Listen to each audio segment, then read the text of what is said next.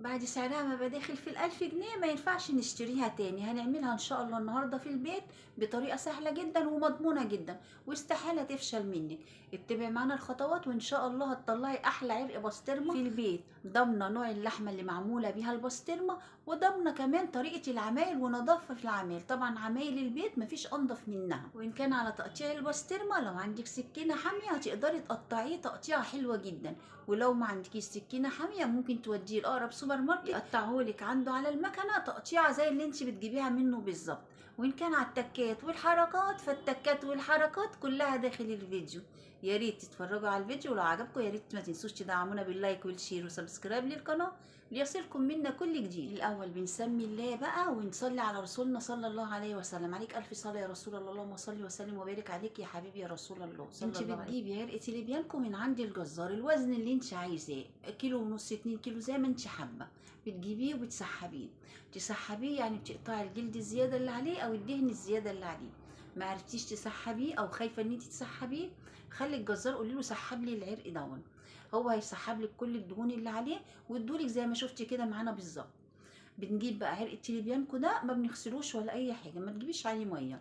انت بتجيبيه وبتلفيه بالملح زي ما انا بلفه كده بالظبط بالملح، من فوق ومن تحت ومن الجناب ومن كل حته زي ما انت شايفه. بتديله كميه ملح حلوه جدا زي ما انت شايفه كده معانا. بندلكه كويس جدا كده بالملح ونلفه من كل ناحيه بالملح. ودي اهم خطوه واهم تركه معانا في عرق التليبيانكو او في عرق البسطرمه بتاعنا، ان احنا ندلكه كويس جدا بالملح ونديله كميه ملح وفيره. ما تقلقيش من كميه الملح، مش هتخليه حادق معاكي ولا حاجه، بالعكس هو هينزل السوائل اللي فيه، والسوائل اللي فيه هتنزل كميه الملح الزياده اللي عليه. ما ينفعش نديله كمية ملح قليلة، لأن كمية الملح الكبيرة دي بتخليه ينزل كل السوائل اللي جوه عرق التليبيانكو أو اللي في اللحمة اللي معانا. بعد كده بقى بنجيب مصفى أو تجيبي شبكة أو أي حاجة، بتروحي حطاها فوق العرق التليبيانكو أو فوق عرق البسطرمة، وتحطش عليه حاجة تقيلة جدا.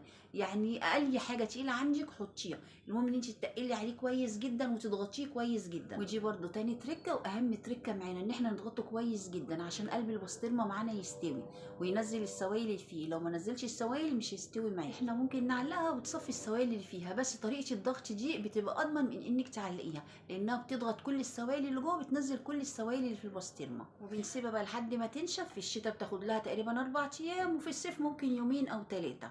بنجيبها بقى وبنعمل الخلطه الجميله اللي معانا دي. والخلطه دي في الاول جبنا في الكبه بتاعتنا ربع كوبايه من الملح وربع كوبايه من الثوم، خدناهم ضربناهم كويس جدا. وبعد ما هيتضربوا كويس جدا وينعموا معانا، هنزل عليهم بكوبايه من الحلبه المطحونه. والحلبه المطحونه هاتيها من عند العطار، ما تطحنيهاش في البيت.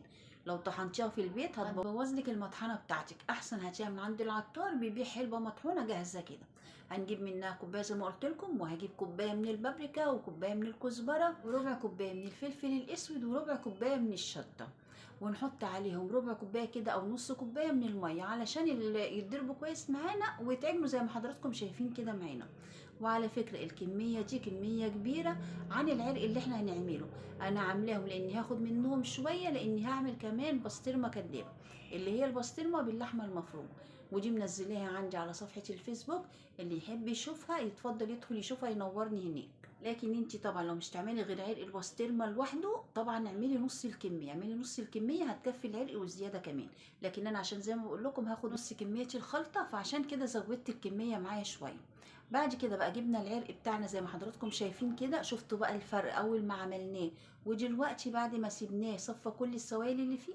زي ما حضراتكم شايفين ده الملح اللي نازل منه مع السوائل. شايفين وصل لدرجة ايه؟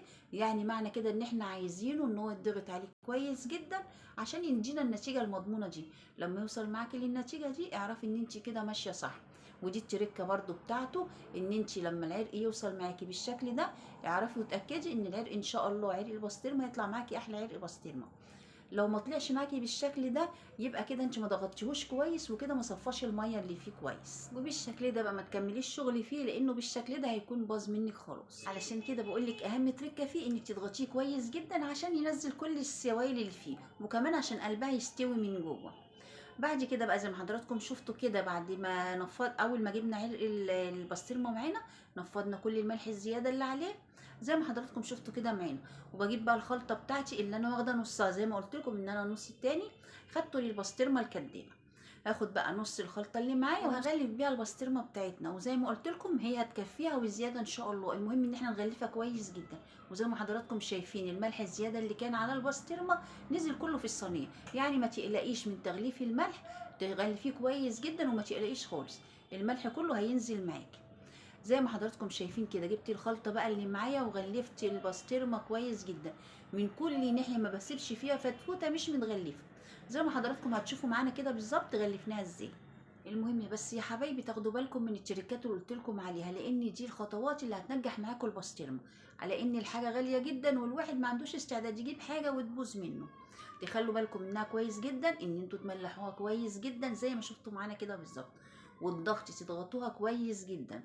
الضغط كمان احسن من انك تعلقيها، لو علقتيها هتنزل السوائل اللي فيها، بس برضو مش هتبقي متاكده ان هي نزلت السوائل اللي في قلبها. فاحسن حاجه انك تضغطيها، وكمان ما تقلقيش خالص من الملح، لان زي ما شفتي الملح كله نزل معانا في الصينيه بتاعتنا، يعني الملح اللي هتبقى متغلفه بيه كله هي تاخد تمليحه بسيطه كده. واحنا هنكمل بالخلطه بقى، نحط شويه ملح زي ما قلت لكم في الخلطه بتاعتنا، هيدينا تمليحه كويسه والملح الزياده كله هينزل. ما تقلقوش خالص من الملح، يعني تملحوها كويس وتضغطوها كويس، ودول اهم تركتين في البسطرمه عشان تضمني عرق بسطرمه معاكي محترم جدا. وبعد بقى ما غلفناها تغليفه كويسه جدا زي ما شفتوا كده معانا، بناخدها ونشيلها لحد ما تنشف، يعني يومين كده لحد ما الغلاف اللي عليها من بره ينشف معانا. وبالشكل ده البسطرمه بتاعنا تبقى استوت كويس جدا واتملحت كويس جدا. بعد كده بقى هنجيبها ونقطعها. طبعا التقطيعه بتبقى عايزه سكينه حاميه شويه علشان تقطعها معاكي رقيقه كده زي ما بتشتريها، مع انك عمرك ما هتوصلي لدرجه التقطيع اللي بتشتريها بيه. الاحسن بقى انك توديها لسوبر ماركت قريب منك، او سوبر ماركت بتتعاملي معاه، او سوبر ماركت عندك مثلا في الحته بتاعتك، وتخليه يقطعها لك، تديله بقى 10 جنيه 20 جنيه، مش هيجرى اي حاجه. وممكن كمان يعملها لك من غير فلوس خالص لو انت بتتعاملي معاه وبتاخدي منتجات منه يعني، لان مهما السكينه كانت حاميه معاكي برضو مش هتقطعيها زي ما بتشتريها كده من بره. انا بصراحه السكينه كانت معايا يعني عايزه اقول لكم بعافيه زياده عن اللزوم، السكينه معايا اصلا ما كانتش بتقطع خالص، فانا بقى حاولت اقطع لكم كده منها كام حته عشان بس تشوفوها وتشوفوا قلب البسطرمه بتاعتنا مستوي ازاي. لكن طبعا دي لو اتقطعت على المكنه عند السوبر ماركت هتديني كميه حلوه جدا، هتديني كميه كبيره جدا ان شاء الله. طبعا لو قطعتيها بقى على المكنه هتاخدي كميه منها على قد استعمالك تحطيه في التلاجة، والباقي احفظيه في الفريزر. خدي منه بقى شويه شويه، عايزه اقولك لو قعدت سنه في الفريزر مش هيجرى لها اي حاجه. اسحبي منها على قد استعمالك، يعني خلي في التلاجة معاكي مقدار يوم او يومين استعمال يعني، والباقي حطيه في الفريزر، لما تحتاجي طلعيه على طول. بس خليها متقطعه عشان تبقى سهله ان شاء الله، على طول تطلعي منها على طول بتفك معاكي في ثواني. بصراحة بتنفع في أوقات كتيرة جدا، الصبح بقى في الفطار أو في العشاء بالليل، في أي وقت ما عندكيش أكل بتروحي جايبة حتتين البسطرمة على طول وبالتين وتروحي عاملاهم. بصراحة بتنجز معاكي وجميلة جدا وموفرة جدا لما تعمليها في البيت عن إنك تشتريها جاهز، وبتبقي كمان عارفة نوع اللحمة اللي هي معمولة بيه، وطبعا نظافتها طبعا دي حاجة أساسية. يا ريت بقى تدعمونا باللايك والشير وسبسكرايب للقناة.